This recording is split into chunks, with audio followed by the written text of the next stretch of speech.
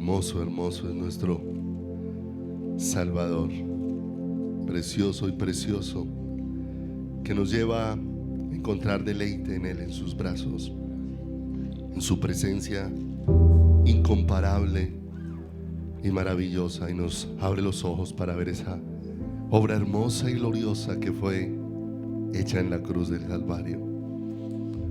Esa obra incomparable, preciosa, en la que con cada gota de su sangre nos estaba vivificando, nos estaba trayendo a la vida. Con cada gota de su sangre nos estaba impregnando de Él, nos estaba llenando de su esencia, estaba poniendo en nosotros de su naturaleza, estaba vivificando cada átomo de nuestro ser para la gloria de su nombre. Nos estaba amando de una manera que la razón humana no alcanza a comprender, pero que el Espíritu, amalgamado al Espíritu de Cristo, puede recibir el gozo y la alegría de disfrutar de aquello que no alcanzamos a comprender, pero que hizo posible que hoy podamos estar acá recibiendo todo el bien que está en el corazón de nuestro Padre, en el corazón de nuestro Salvador.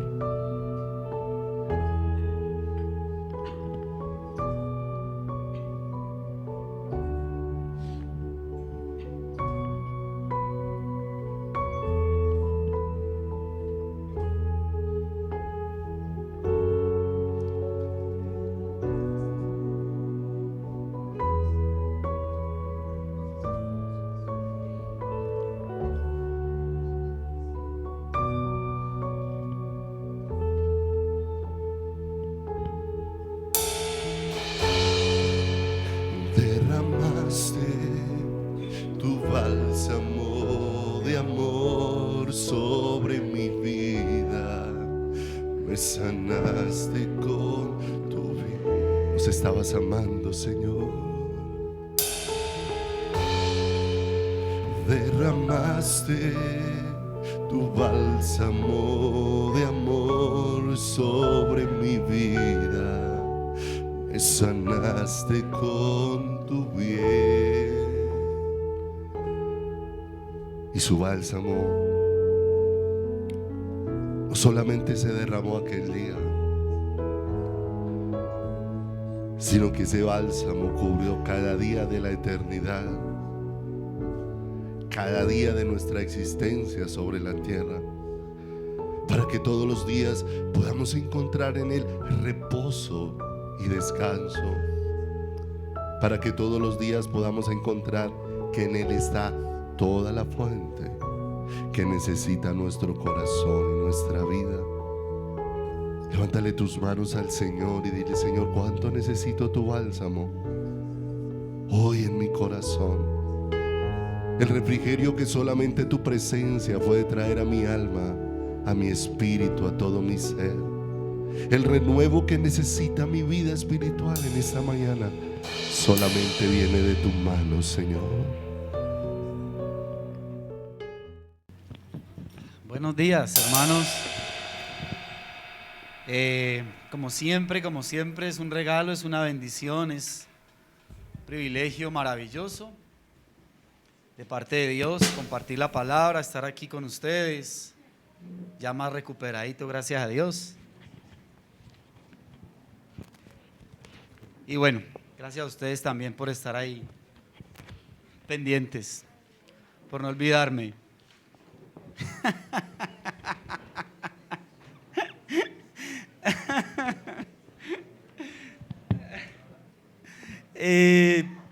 La última vez que pude compartir la palabra, por la gracia del Señor, estuvimos hablando de un tema que llevaba por título: a falta de herreros, las armas, las herramientas están embotadas, y compartíamos episodio ahí en el primer libro de Samuel, capítulo 13, y mirábamos la importancia en todo esto en tiempos del rey Saúl, todo este conflicto filisteos y pueblo hebreo, y cómo nos mostraba la palabra de una manera bien bonita lo que era un hombre conforme al corazón de Dios.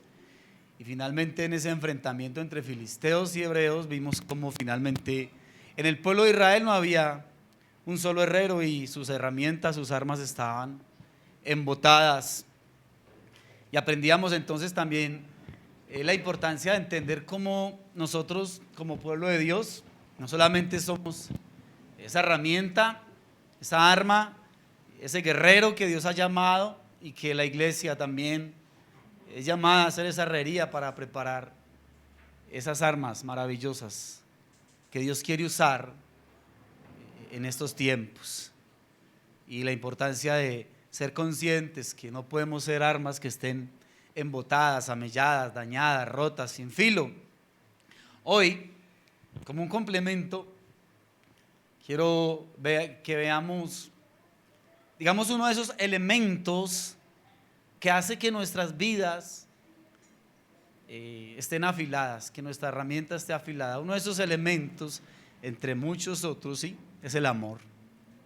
Vamos a mirar entonces en esta mañana que amor es igual a servicio, y cómo el amor unido al servicio es una herramienta supremamente poderosa, supremamente preciosa en las manos de Dios. Y quiero, hace días atrás me encontré con algo que me llamó mucho la atención, ¿sí?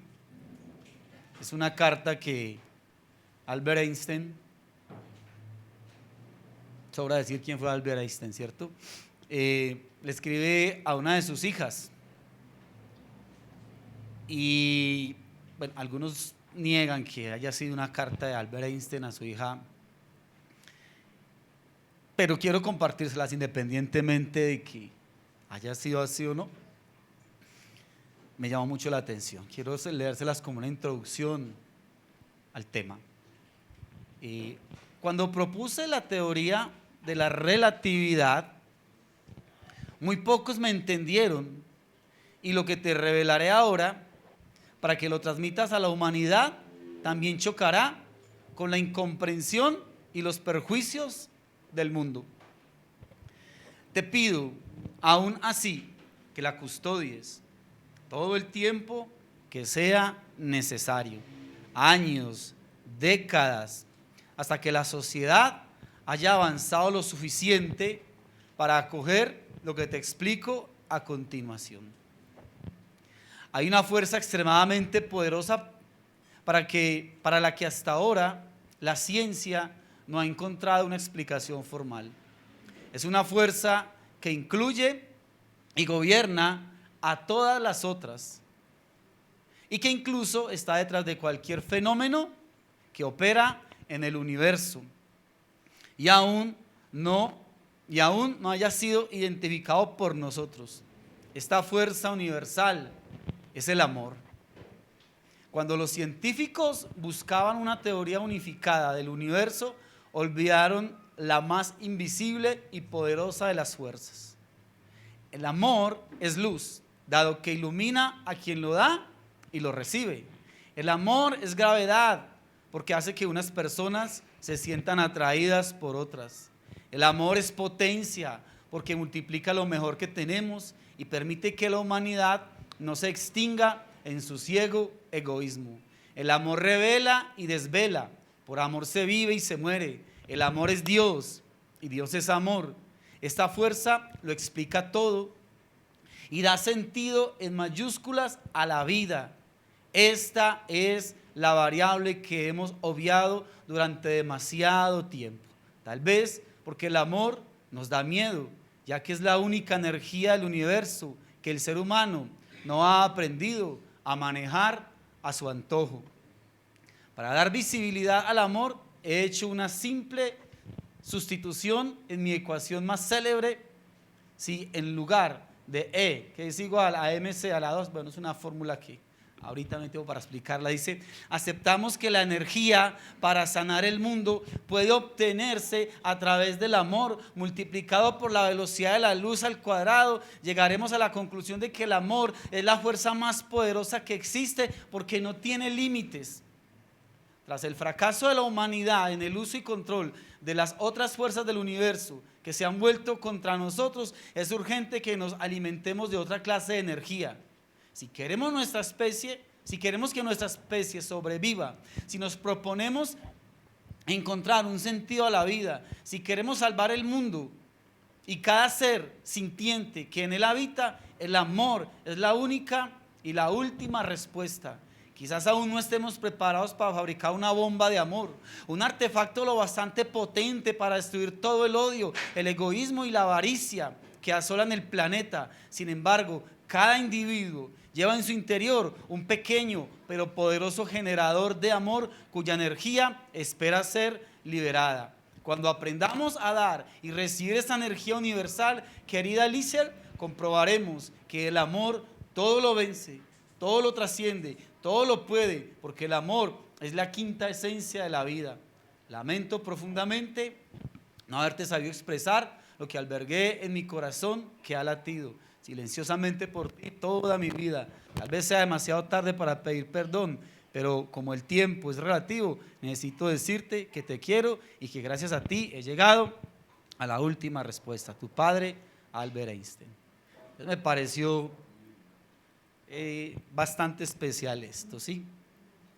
Entonces, bueno, quiero como introducción hacer una pregunta y simplemente cada uno la responde ahí al Espíritu Santo, y es: ¿cómo le puede servir un hijo a su padre? ¿Qué creen ustedes? Piénsenlo ahí, solo medítenlo. ¿Cómo le puede servir un hijo a su padre? Yo sé que la respuesta a esta pregunta varía porque puede ir desde lo espiritual hasta lo material, pero quiero que centremos esta respuesta en el propósito que Cristo tiene para su iglesia. Entonces, la respuesta un poco más redondeada, la pregunta más bien un poco más redondeada sería: ¿cómo yo, como hijo, le puedo servir a mi padre? Como hijo de Dios, ¿cómo le puedo servir yo a mi padre? ¿Qué creen ustedes y qué les coloca ahí el Espíritu Santo a cada uno de ustedes? Yo creo que sin importar cuál sea la respuesta, el Padre hoy, en su verdad, nos quiere mostrar a través de su palabra cómo nosotros podemos servir a Dios. Y otro par de preguntas que quisiera hacer es: ¿usted ha visto servir a Cristo en su vida? Recordemos que la palabra nos dice y nos enseña ya, que el Señor Jesús de tantas maneras ministra nuestras vidas, ¿sí? Y ministrar es servir. A veces volvemos a la palabra ministrar, o el Señor me está ministrando, como algo, no sé, una palabra ahí, a veces la queremos tomar como algo tan raro, tan extraño. Ministrar es servir. Ministro es un servidor, ¿sí? Entonces, cuando te hago esta pregunta, si has visto al Señor ministrando, sirviendo en tu vida, si lo has visto. Y lo hago desde el punto de vista de aquellas cosas que no solamente como que veo, sino que de verdad las analizo y soy consciente de ellas y lo pienso y puedo realmente de una manera concienzuda darme cuenta cada día de cómo Él está sirviéndome a mi vida. No solamente nosotros le servimos a Él, ¿sí? Porque el Hijo del Hombre no vino para ser servido, sino ¿para qué? Para servir y para dar su vida en rescate de muchos. Entonces vino a servir. Entonces, si has visto cómo el Señor Jesús ha servido en tu vida, te ha servido a ti, Y otra pregunta sería si verdaderamente tú te has beneficiado personalmente con el servicio del Señor Jesús en tu vida, o simplemente son cosas que has leído. Entonces, yo creo que sin lugar a dudas, Dios anhela profundamente que nosotros creamos y que como resultado de ese creer nuestro en Él, nosotros profundicemos sobre nuestra participación en el servicio como hijos suyos, que lo profundicemos y que lo pensemos. Para esto quiero que vayamos a la Biblia en el Evangelio de Mateo, en el capítulo 8. Mateo en el capítulo 8.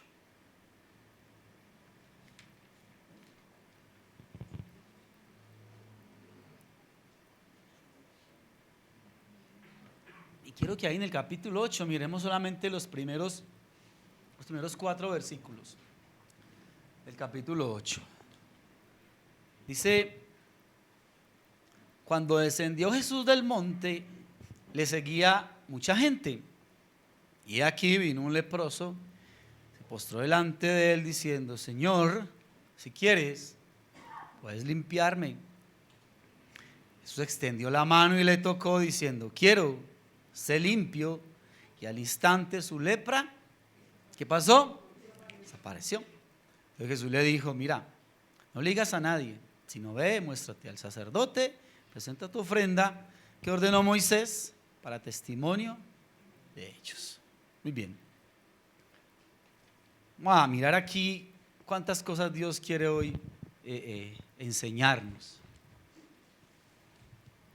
Entonces dice, mirando aquí este acontecimiento tan bonito, la palabra comienza contándonos que Jesús desciende de un monte, ¿sí?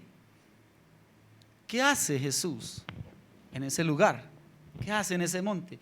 Si miramos el contexto inmediato, que son los capítulos que están ahí anteriores, en el capítulo 5 hay un título ahí que tienen sus Biblias, ¿ya? Y nos damos cuenta qué hacía allí en el monte, de dónde venía. Y pues nos habla ahí del sermón del monte, ¿ya? Pues precisamente cuando termina allí este servicio en el monte, desciende.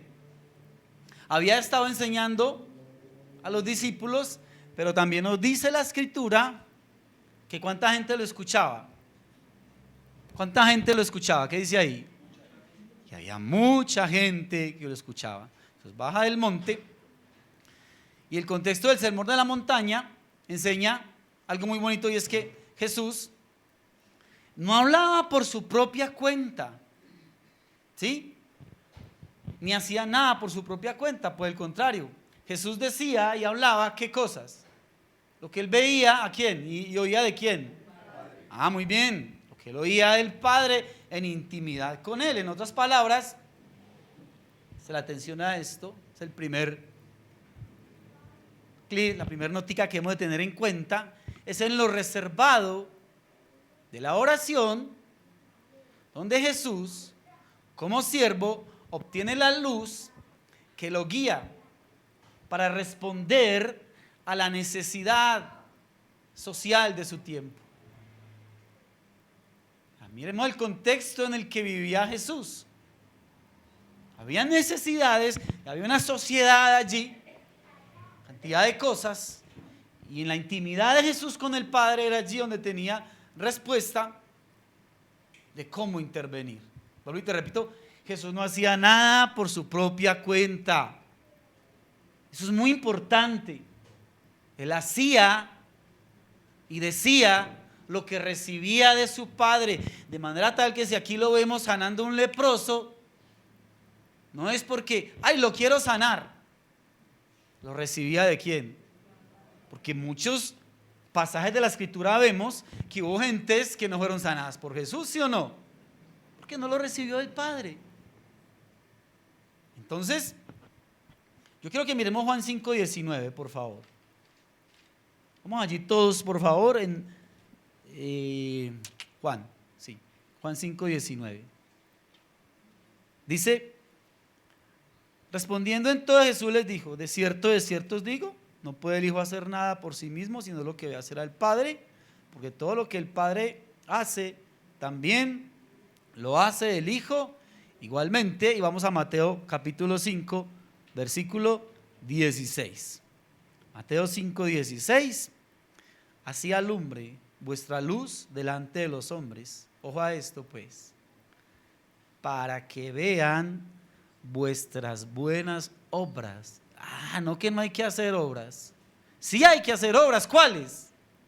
Las que el Padre nos indique. Si no hacemos las obras que el Padre nos indica, estamos haciendo obras ¿qué? Muertas. Para que vean vuestras buenas obras. Y mire lo bonito, cuando son las obras del Padre, que dice: y glorifiquen a vuestro Padre que está en los cielos. Hago una pregunta. En el día a día, veo lo que Dios hace en mi vida. Lo que yo hago, a veces que somos tan buenas gentes, tan buena papa, tan queridos, tan formales, lo que yo hago es el resultado de lo que yo hablo en oración con Dios. ¿Sí será? No seáis demasiado buenos, dice la Escritura, ni seáis demasiado justos, no sea que se vuelvan contra ti y os despedacen. ¿Qué quiere decir eso? Que muchas veces somos tan buenos que queremos ser más buenos que Dios y resultamos haciendo cosas que Dios no me ha dicho que haga. O a veces somos tan riatas, como quiero mostrar tanta autoridad y tanta cosa, que me vuelvo es una persona demasiado hostil. No, ni lo uno ni lo otro. Dios quiere que seamos fieles. Cuando tú buscas la palabra fiel, entre los significados que tiene, uno de los significados es la agujita que tenían las pesas antes. Hoy en día casi todas las pesas son electrónicas, pero las pesas más viejitas tienen una agujita que si son 500 gramos ella marca 500. Eso es fiel, ¿sí? En el punto que debe ser. Dios quiere que seamos así. Pero para poder obrar de esa manera, eso tiene que venir como resultado de la comunión que tenemos con Dios. Si no, resultamos haciendo un poco de cosas. Y entre las muchas cosas que hacemos sin orarle a Dios, resulto haciendo mis propias obras. Ahora, meditando ahí en Mateo 5, 16, ¿sí? Para que vean vuestras buenas obras, responde a esto: ¿será que tu oración y mi oración con el Padre sí trae luz y responde a esa necesidad que vemos hoy en día, esa necesidad social que hay hoy en día alrededor nuestro? ¿Cuánto estoy afectando las gentes que me rodean? ¿Cuánto estoy afectando? Ese afectar puede ser de manera positiva, de manera negativa, obviamente, ¿sí? Pero solamente son preguntas que te estoy haciendo para que las medites ahí con el Señor. El mismo Espíritu Santo te da luz. El texto de Mateo, en el capítulo 8, continúa diciendo que a Jesús le seguía mucha gente. ¿Por qué crees que le seguía tanta gente? Tengamos en cuenta algo, y es que había muchos maestros en ese tiempo que enseñaban la Torá, o sea, la ley de Dios. Había demasiados maestros, no era el único Jesús el que enseñaba. Muchos maestros enseñando la Torá. Entonces, ¿qué pasa? Porque la pregunta es: ¿por qué le seguía tanta gente?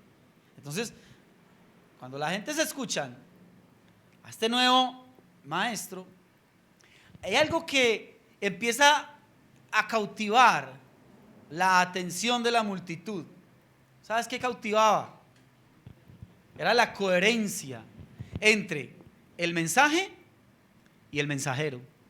Era una coherencia total y absoluta. En otras palabras, las personas estaban viendo que había una unión perfecta entre lo que Jesús decía, pero también lo que Jesús hacía. Lo que hace y lo que enseña. Jesús enseñaba, Jesús servía a las personas, dice la palabra en Mateo 7:29, como quien tiene autoridad.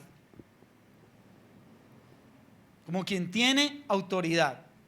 Esa enseñanza estaba muy, pero muy por encima de lo que las personas en ese momento estaban acostumbradas a ver a través de los escribas y a través de los fariseos.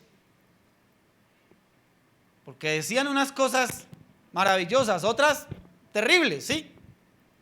Pero no concordaba con lo que hacían. Jesús sabe y entiende y cree que el Padre le ha entregado todas las cosas en sus manos. Y como resultado, Jesús tiene una posición de dignidad que le permite actuar de acuerdo a lo que él sabe y está seguro que ha recibido del Padre. ¿Tú estás seguro y convencido de lo que ha recibido del Padre? Piensa bien la respuesta. Porque en esa misma dignidad y seguridad deberíamos actuar. Jesús tenía toda esa certeza. Su identidad en el Padre estaba, pero bien clara. Esa es la razón principal por la que Jesús podía servir con tanta libertad y por qué tanta gente se acercaba a él. Entonces, te hago otra pregunta también de reflexión. Hoy es el día de las preguntas. ¿Será que mi identidad, lo que yo soy como cristiano, si es, o como cristiano, ¿no? Si es evidente para mis vecinos, para mi familia, para mi cuadra, para mis compañeros de estudio, de trabajo? ¿Si es evidente o no? O como me comentaba alguien ayer, para ir a una discusión que tuve en un momento con su esposo, donde los vecinos se den cuenta que somos cristianos. Imagínate eso. ¿Sí saben que tú eres cristiano? O qué pena que sepan. No sé, tú respondes a ti mismo. Veamos en detalle algo bien especial y es, ¿quién es la persona que se va a beneficiar con ese servicio, con ese amor, con esa administración de parte de Jesús? El versículo 2 dice, Mateo 8:2, he aquí vino un leproso y se postró ante él diciendo, Señor, si quieres, presta la atención a la palabra si quieres, puedes limpiarme. Entonces, ¿cuál es la persona que viene delante de él, la que se va a beneficiar?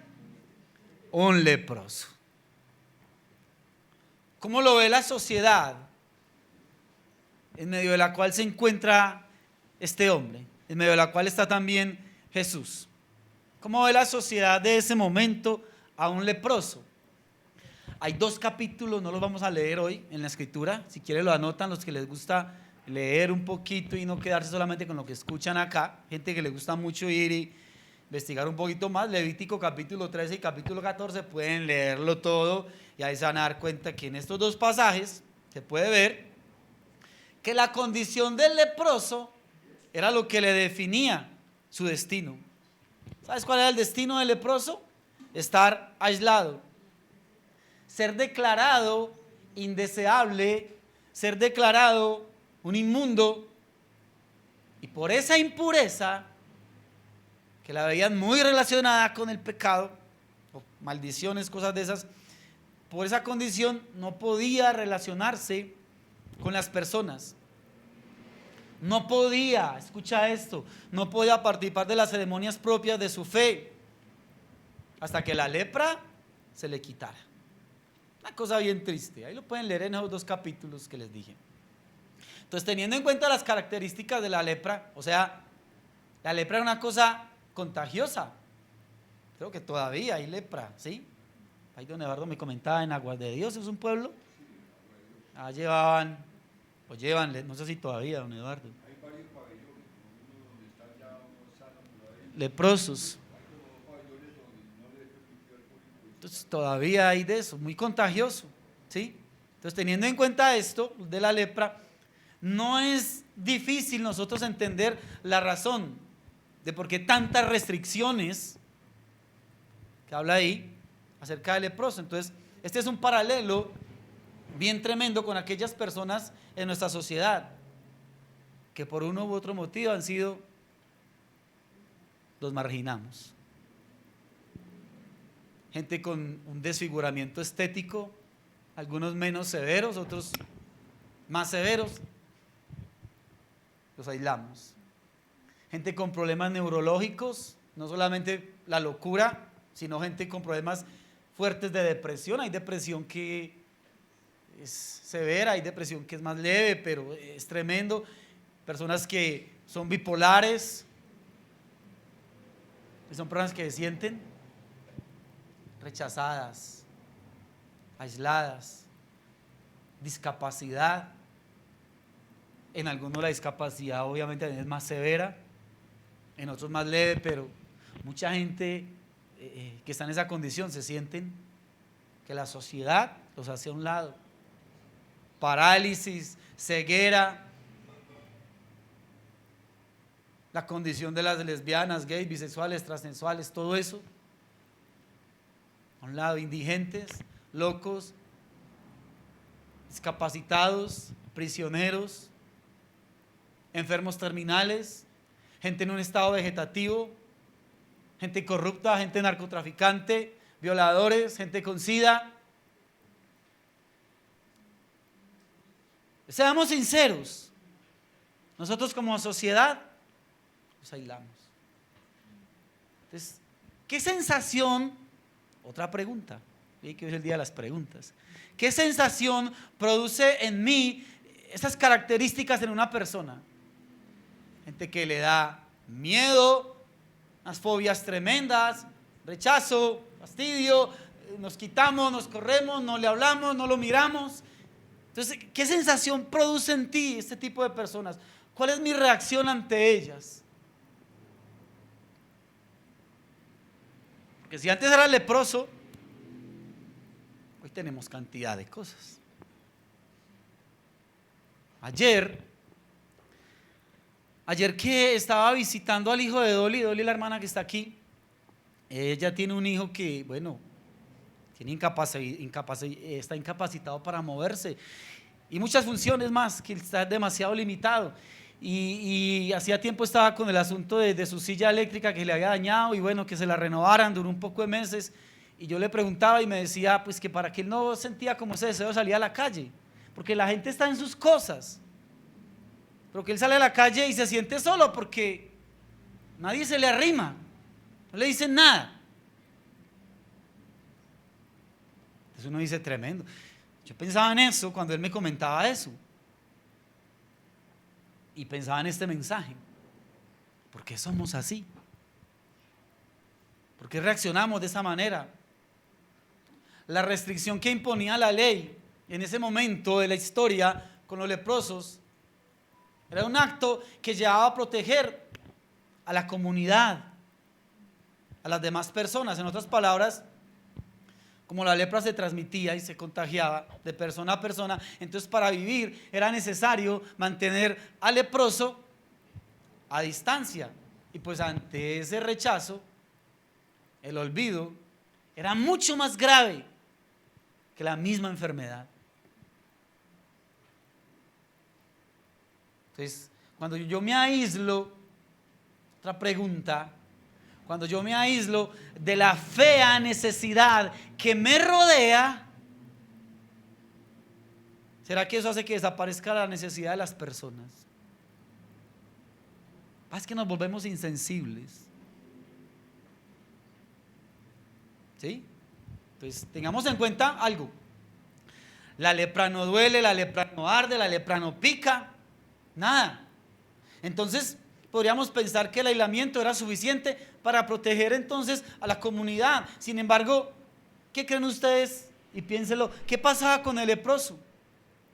¿Qué pasaba con su situación personal, con ese desarrollo entre sociedad que dependía entonces de los unos a los otros? Porque fuimos seres creados para dar y recibir afecto. Entonces, ¿qué pasaba con ese leproso? Los leprosos tenían prohibido, vuelvo y te digo, el contacto con las demás personas, imposibilitados al acceso a Dios, a ofrecer allí los sacrificios, todo lo que se hacía.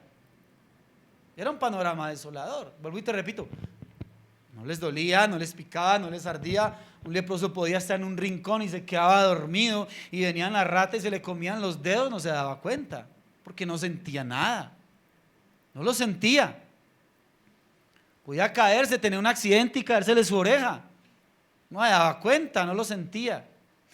Pero lo que duele y lo que arde y lo que afectaba era el olvido, el rechazo, la insensibilidad. Es lo que más duele. Y estas personas en nuestro tiempo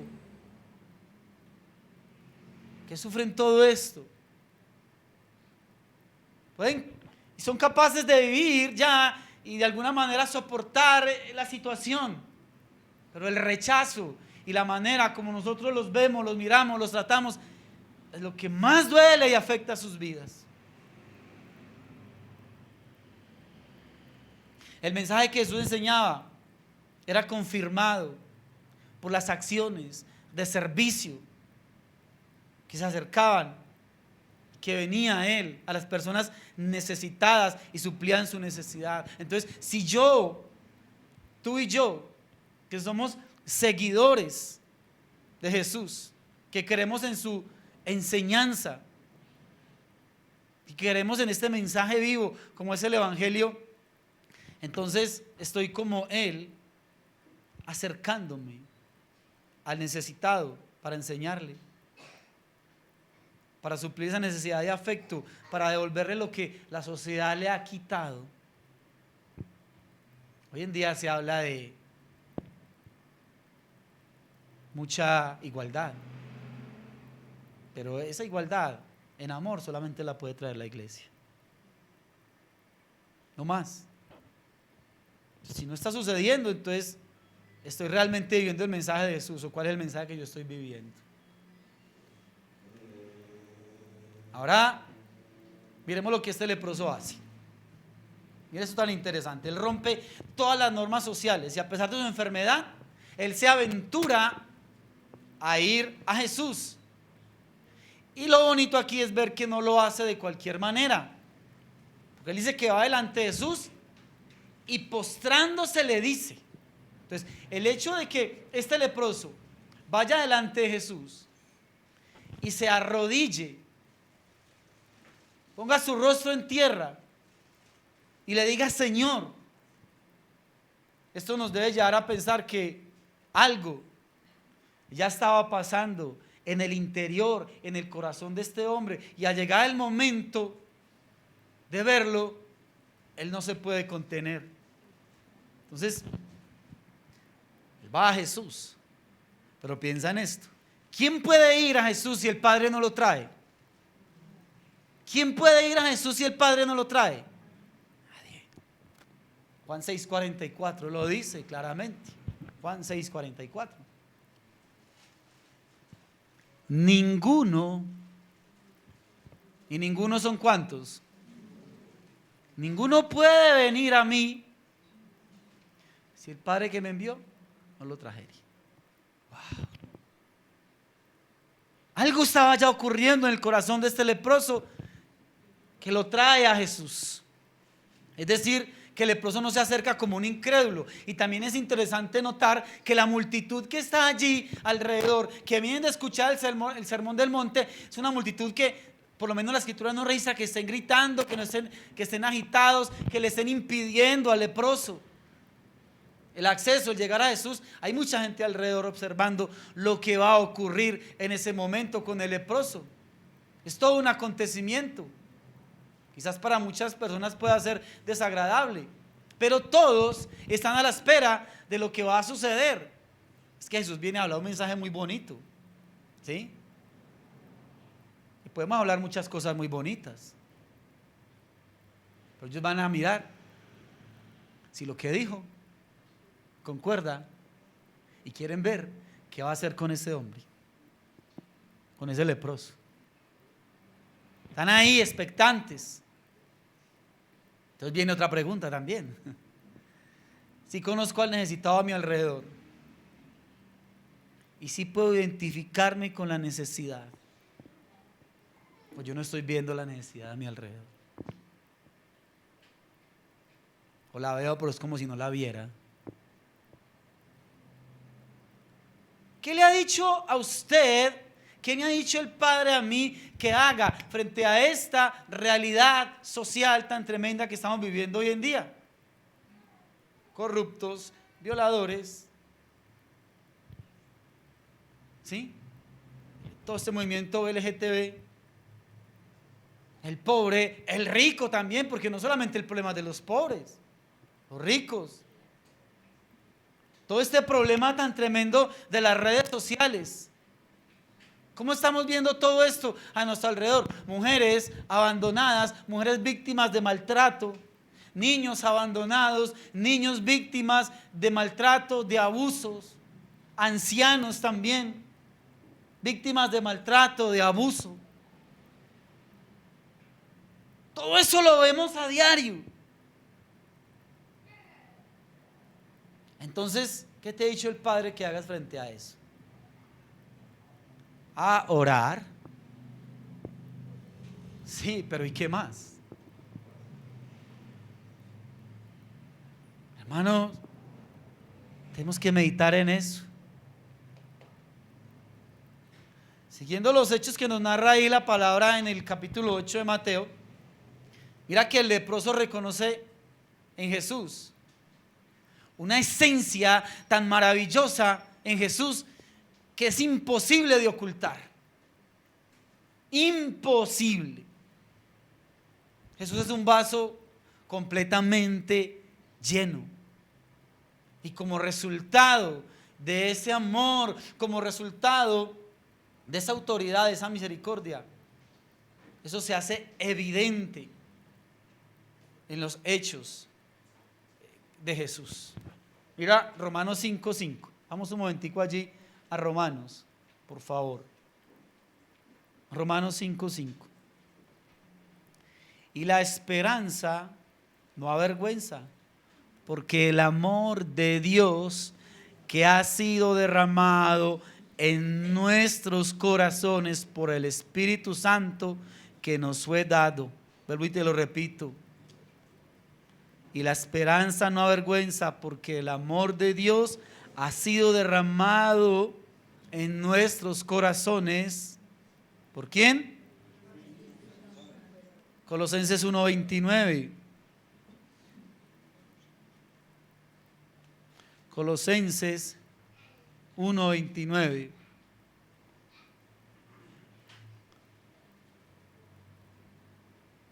Para lo cual, Colosenses 1:29, sí.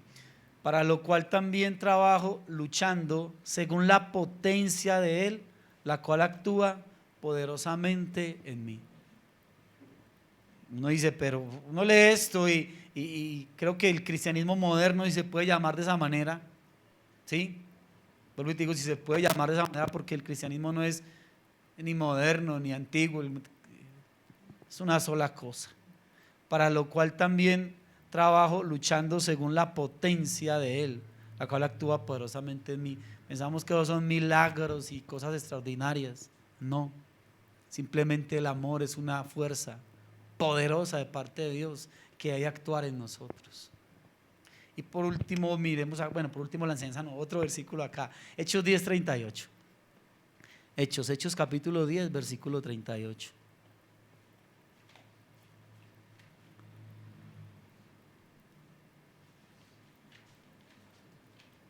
Dice aquí la palabra del Señor. Como Dios ungió con el Espíritu Santo y con poder a Jesús de Nazaret, y como éste anduvo haciendo bienes, mira esto, anduvo haciendo bienes y sanando a todos los oprimidos por el diablo, porque Dios estaba con él. Mira, ¿haciendo qué?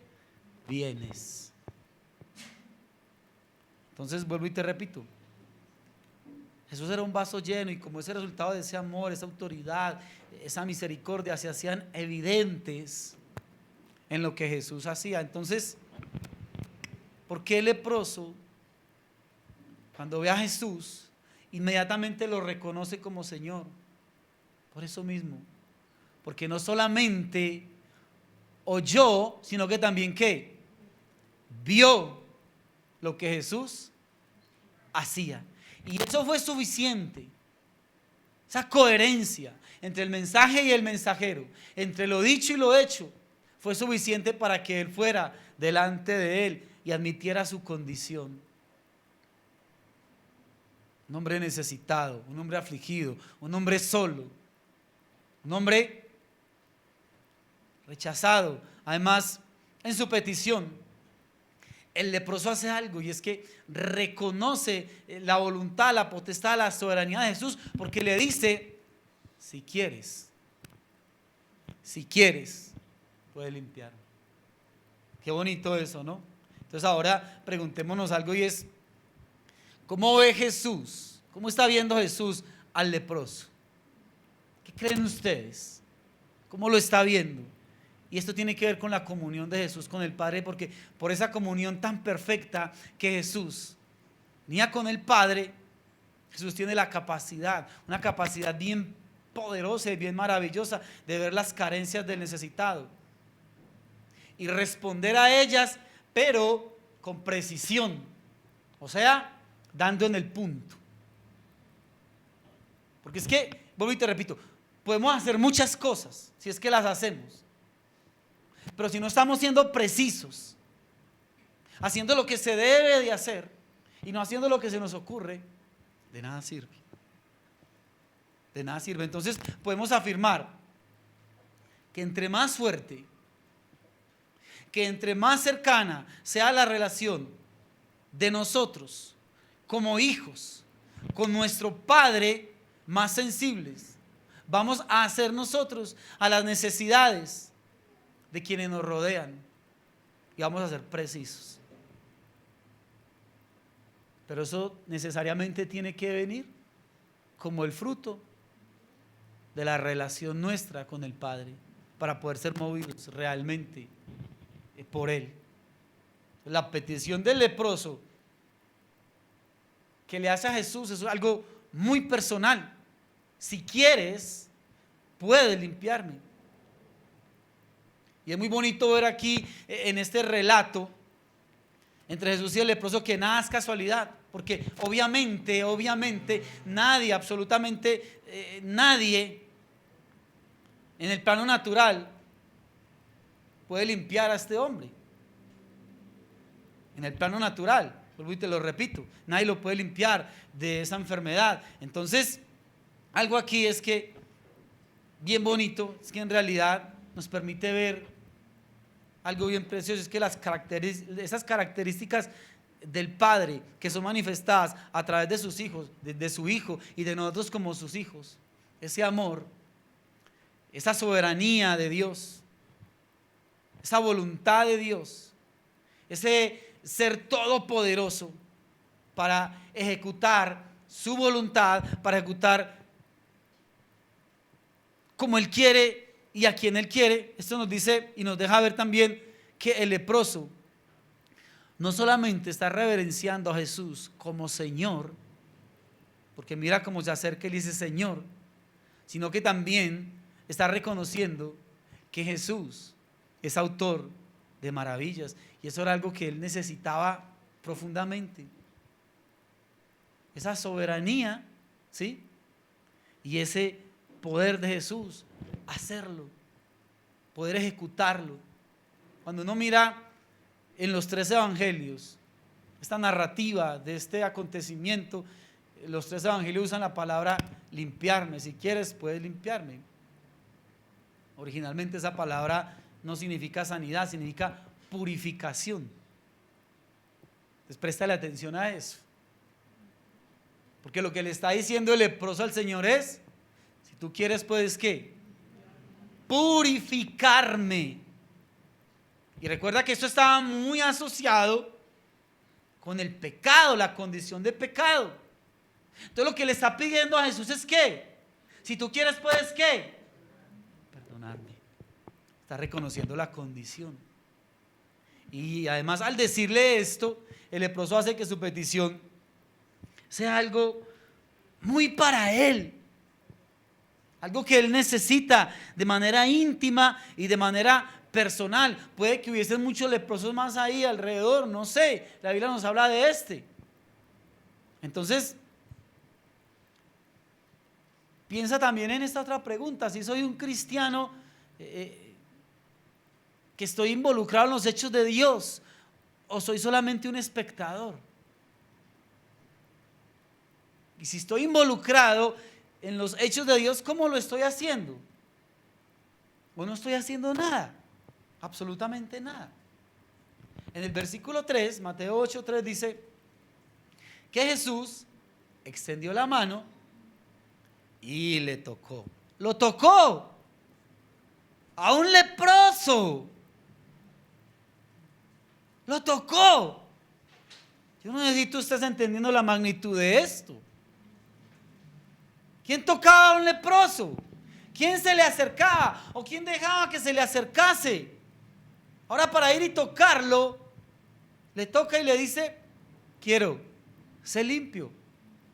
Y al instante su lepra desapareció. Mira cómo responde Jesús. El texto dice que extiende la mano y le toca.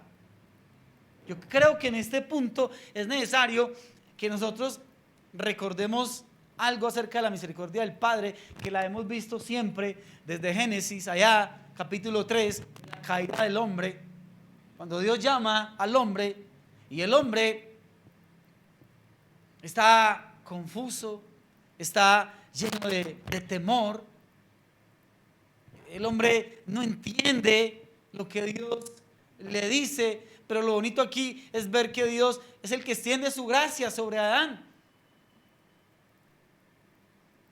Recordemos que ¿quién busca a quién? ¿El pecador busca a Dios o Dios busca al pecador? ¿Quién busca a quién? Dios es el que busca al pecador. El pecador no quiere buscar a Dios. Entonces mira desde el principio cómo la Escritura nos deja ver esto, el amor de Dios. En Romanos capítulo 10, versículo 21, también hay un texto muy bonito que nos habla de esto, hablando acerca de Israel. Dice: todo el día extendí mis manos a un pueblo rebelde y contradictor. Todo el día extendí mis manos. Bonito esto de Dios, ¿no? Esto mismo es lo que hoy en día continúa haciendo el Padre a través de Cristo, y Cristo quiere continuar haciendo a través de ¿quién? Diga, a través de mí, a través de su iglesia. Porque la palabra nos habla en Romanos capítulo 12, del versículo 4 al 8, comparando a la iglesia con un cuerpo. Este cuerpo tiene muchos miembros, que cada miembro tiene una función específica, donde cada miembro es dirigido por la cabeza. Y la cabeza de este cuerpo que se llama iglesia es ¿quién? Es Cristo. Entonces, vuelvo y te repito, Dios lo sigue haciendo hoy en día a través de su Hijo Jesús, y su Hijo Jesús lo quiere seguir haciendo a través de su cuerpo, que es su iglesia. Quizás la mano de Dios más cercana que verá y tocará a su prójimo eres tú y soy yo. Quizás la boca de Dios, quizás no, la boca de Dios que va a hablar a tu prójimo eres tú y soy yo.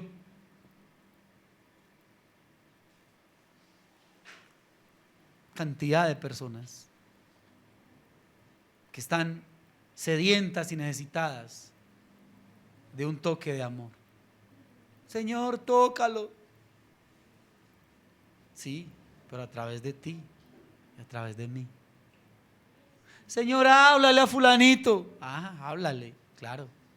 Pero yo quiero que tú seas mi boca y que le hables. Señor, que reciba esa manifestación del amor tuyo. ¿A través de quién? A través de ti, a través de mí. Porque somos el cuerpo de Cristo. ¿Cómo me falta a mí entender eso y vivirlo? Eso es imposible llevarlo a cabo si nosotros estamos separados, si no entendemos ese ser parte del cuerpo de Cristo. ¿Qué estamos haciendo nosotros, Iglesia Monte de Sión, con el marginado? Porque es que muchas veces nosotros, como parte activa del cuerpo de Cristo, tenemos que preguntarnos: ¿por qué será que yo le sirvo solamente a algunas personas? A algunas personas. ¿Por qué será que le sirvo solamente a los hermanitos de mi iglesia con los que más me hablo? ¿Por qué somos así? ¿Qué nos impide a nosotros verdaderamente impactar como debiéramos hacerlo? Es como si hubiera una barrera entre Dios y nosotros, que no la hay, obviamente. ¿Por qué no estamos percibiendo de la misma forma? ¿Será que hemos perdido el primer amor? ¿Ustedes qué creen?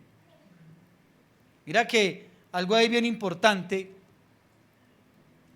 es que estamos viendo desde nuestra comodidad. Estamos viendo la sociedad.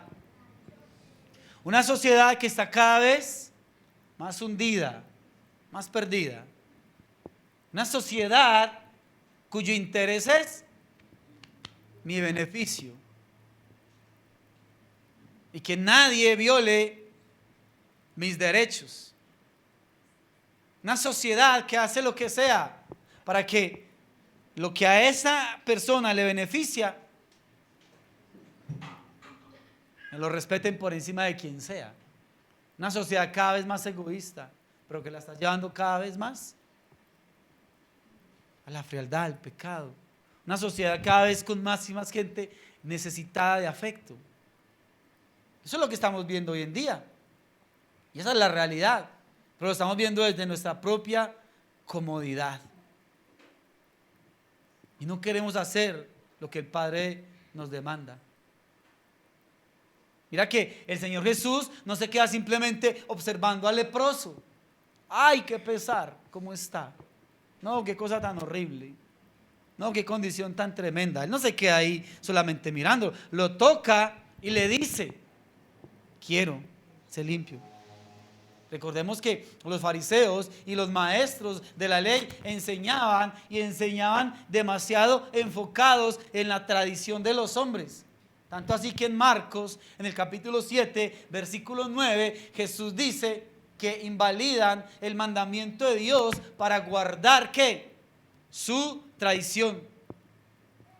Por eso cuando Jesús toca al leproso, le dice, luego le habla, primero lo toca y luego le habla. Lo toca y le habla. ¿Qué está mostrándole Jesús ahí a la multitud? Lo que es el verdadero sentido del amor de Dios. Porque antes de Jesús tocarlo con su propia mano, lo que hace es tocarlo con su misericordia. Marcos 14:1, ahí también está el relato de esta historia. Marcos 14:1 dice: 2 días después era la Pascua y la fiesta de los panes sin levadura. Marcos 1:41, qué pena. Marcos 1:41. Marcos 1:41. Y Jesús, mira, teniendo misericordia de él, extendió la mano y le tocó. Entonces, antes de tocarlo con su mano, es tocado ¿con qué? Con su misericordia. Jesús sabe que el contacto con este inmundo no va a alterar la esencia de Jesús, que es el amor. Antes, mira, todo lo contrario, ese amor perfecto se haría tan evidente e iba a obrar un cambio en aquel hombre tan grande. ¿Cómo puede Jesús estar convencido de que tocar a este hombre no va a afectar la esencia de lo que Jesús es? Y la respuesta es bien sencilla. Jesús lo ve como realmente ve el Padre a este leproso. En otras palabras, Jesús ve en este leproso la imagen de Dios. Así lo está viendo, la imagen del Padre que lo creó. Entonces lo que el leproso está recibiendo en ese momento es un amor que ese leproso desea, un amor que este hombre está necesitando a gritos. En otras palabras, en últimas, este amor perfecto, como Jesús se le acerca, termina mostrándole al leproso quién es Dios. No hay otra manera, hermanos. No hay otra manera de nosotros hacer visible al Padre en nuestras vidas. No existe otra manera si no es a través del servicio en amor. Jesús ofrece un amor que no solamente es tierno, sino un amor que también es firme. Eso es bien claro en la potencia de la autoridad cuando Él le dice al leproso: quiero, sé limpio. Y ese acceso que antes no le era permitido a las demás ante las demás personas, que no le era permitido ni siquiera ante Dios, todo eso queda completamente roto. O sea, algo bien grande y bien maravilloso es que la medicina del amor surgió efecto. No solamente en su exterior, sino también en su interior.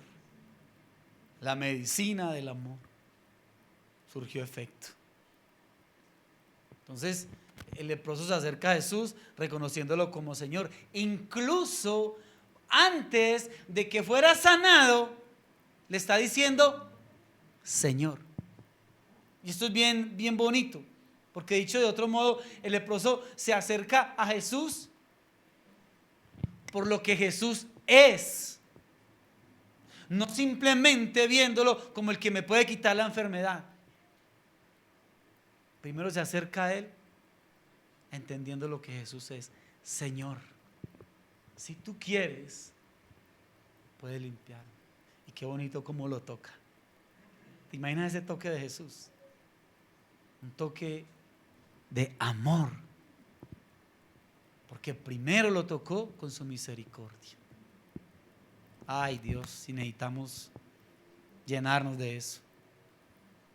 Por esta razón, cuando la palabra habla en Juan, en el capítulo 17, versículo 21, para que sean uno, como tú y yo, Padre, somos uno, que es lo que dice Jesús ahí en Juan 17, 21. Entonces el amor del Padre y del Hijo es manifestado cuando Jesús se acercó al sufrimiento de esa persona. Tremendo. Se manifiesta el amor del Padre cuando se acercó al sufrimiento de esa persona. En el contexto de nuestra iglesia actual, hoy, año 2022, las sanaciones se han vuelto algo extraordinario. La iglesia ha hecho de las sanaciones algo completamente necesario para que las personas acepten y vengan a Jesús y reciban el mensaje. Pues no tiene que ser así. Nosotros tenemos la palabra del Señor. La palabra del Señor, mira, que unida, esto es muy importante, hermanos. Yo lo tengo que entender.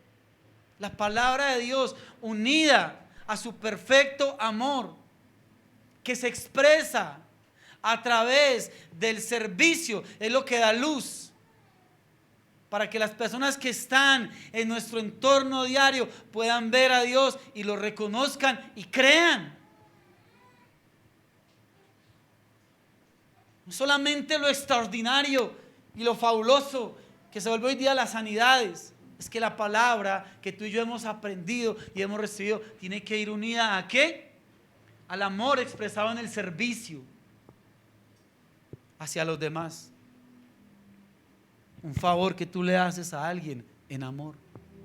Un servicio que tú le prestas a alguien en amor. Una manifestación de cariño expresado en amor a tu vecino, a tu familiar, a tu amigo, a tanta gente ahí.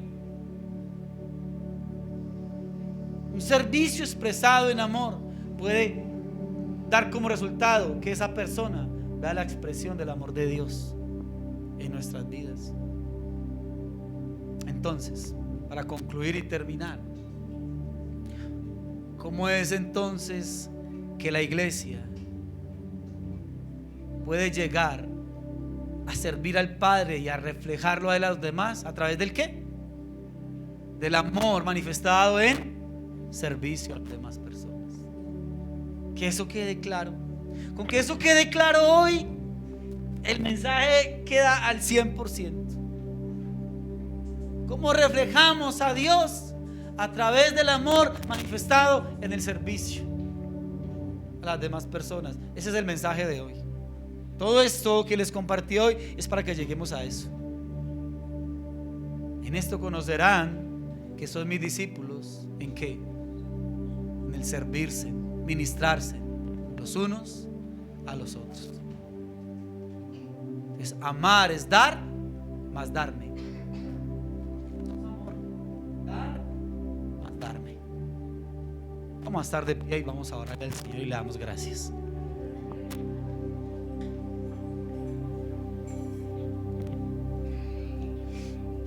Señor, tú eres maravilloso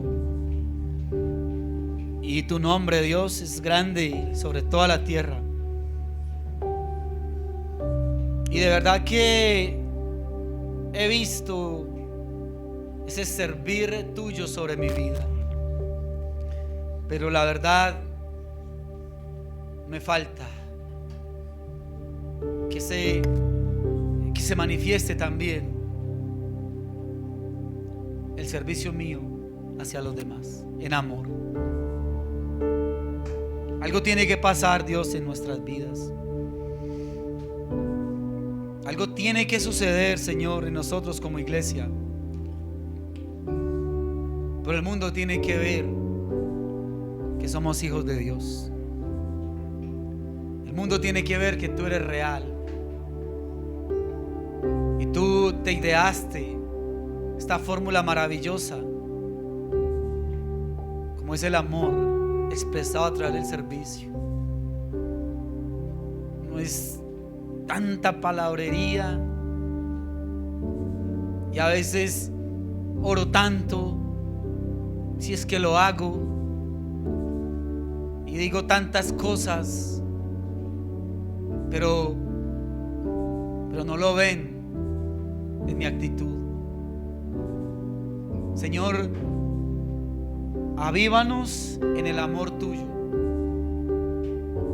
y que las gentes puedan decir que Dios es real y que Dios ama, y que las gentes puedan decir: he podido sentir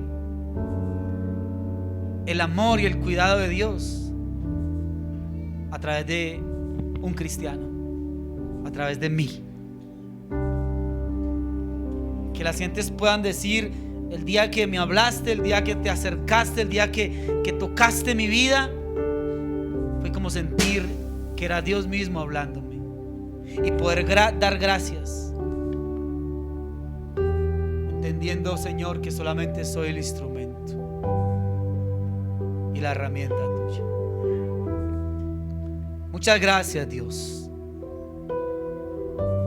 Quebranta y transforma todo lo que tenga que ser quebrantado en mi carácter y en mi mala manera de ser, y que pueda, a través de la revelación tuya, en esa unión contigo, poder ver la necesidad y ser preciso. Gracias, Señor. Muchas, pero muchas gracias, Padre amado y maravilloso. Muchas gracias a ti. Dale gracias a Dios.